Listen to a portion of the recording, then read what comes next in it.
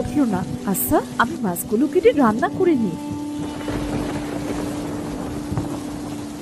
মোহিনী মাছ কেটে রান্না করে।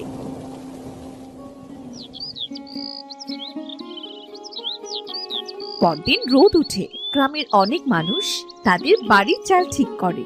পথে ঘাটে পানি বেঁধে আছে। ভাই, এখন ঘরের চাল ঠিক করছো যে? কি করব ভাই, বর্ষা চলে এসেছে তো। তুমি তো জানো বর্ষার সময় গ্রামের অবস্থা কেমন হয়। বর্ষার জন্য কাল সারা রাত ঘুমাতে পারিনি। চাল বেয়ে সব পানি গায়ে পড়েছে। এজন্য ঘরের চালটা ঠিক করছি আর কি। বেশ ভালোই করছো ভাই, আমারও একই অবস্থা। আমার ঘরের চালটাও ঠিক করতে হতো, কাছে তেমন পয়সা নেই, এজন্য এবার পেরে উঠছি না। ঘরটা সারিয়ে নাও ভাই, শুনেছি এবার নাকি